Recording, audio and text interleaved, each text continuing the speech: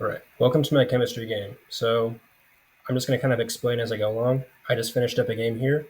To start a new game, I'm just going to type the start command. So when you start a new game, you can tell who's going first. It's going to be printed over here in the action log. I'm going first this game. So let me just think about my move real quick. I think I'm going to play something fairly low risk. So down here, these are the cards in my hand.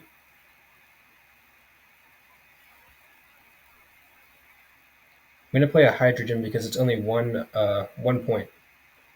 So right now I'm in what's called the ability phase. If I wanted to use any of my abilities, I could do that now. I can only use one ability each turn, but it's the first turn. I'm not really going to waste anything. So I'm going to press pass. Now it's my main phase and I can play this hydrogen atom. So to do that, you use the play command, type play, the atom you want to play from your hand, so hydrogen, and then the coordinate I want to play it on. I'm going to play it in the middle on C3.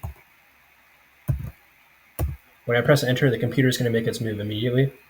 So there's going to be two atoms, but I'm playing the hydrogen atom on C3. Right, so the computer played an oxygen atom on B2. Let me just think about my move real quick. So I am going to play another hydrogen atom, but before I do that, I'm just going to explain kind of how this whole chemistry thing works for anyone that doesn't really get it. So essentially what's happening is these two have bonded together. Every atom has some number of bonds that it can form with other atoms. An easy way to remember it is 1 bond, 2 bonds, 3 bonds, 4 bonds, and then 3, 2, 1. So oxygen has 2 bonds.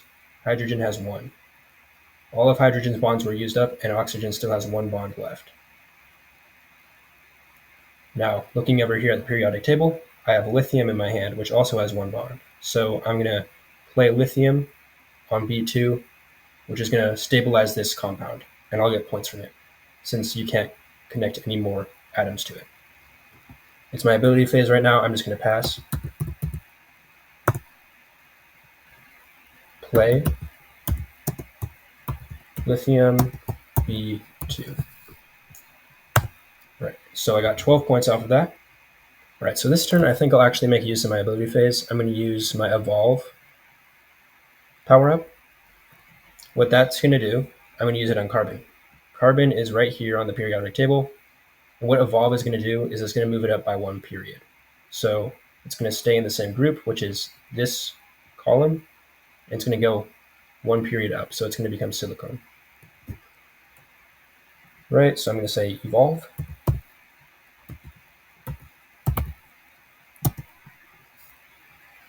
And then the card that I want to evolve in my hand, so carbon. Now I have silicone in my hand. I'm going to play silicone on A2. Silicone and carbon have the same number of bonds, so they're going to neutralize each other. That got me up to 92 points. A lot of points. All right, so I started off a new game. I want to show off how metals work.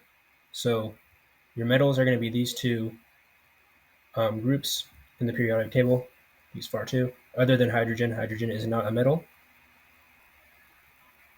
But essentially, in chemistry, metals bond differently than nonmetals. So over here, these are your nonmetals. And if you noticed before, I was able to bond oxygen to itself, bond carbon to itself, or bond carbon to silicone. But metals don't work like that. Metals don't bond to each other. So I have a few metals in my hand. I'll just kind of show off how those work. I'm going to play Be at D3. Hopefully the computer doesn't neutralize that. So I'm going to pass my ability phase. All right, good. So the computer didn't completely neutralize it. What I'm going to try to do is play another metal directly next to it. And what you're going to see is that they can't bond together. So I'm going to play lithium at E3 after I pass my ability phase.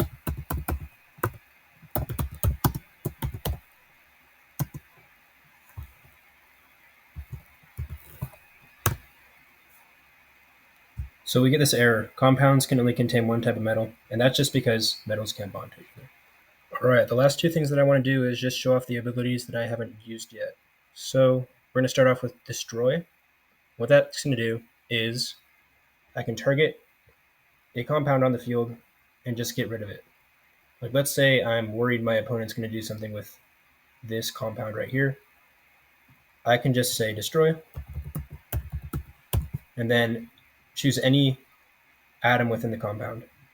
So let's just say hydrogen, which is at C3. Destroy C3.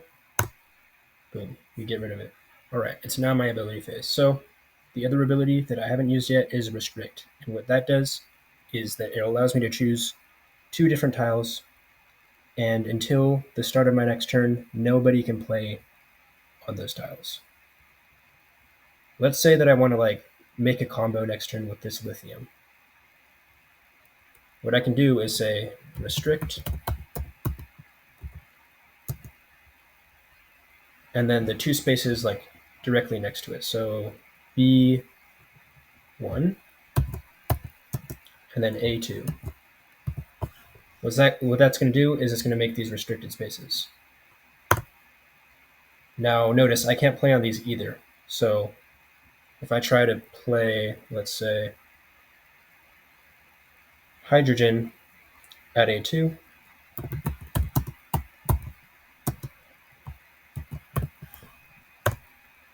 error, selected space is restricted. So I can't play on it either. You have to watch out for that. It's kind of a double-edged sword sometimes.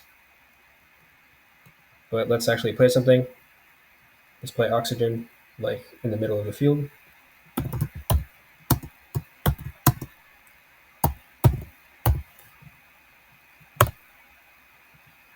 And now I can make my combo. Let's play hydrogen there.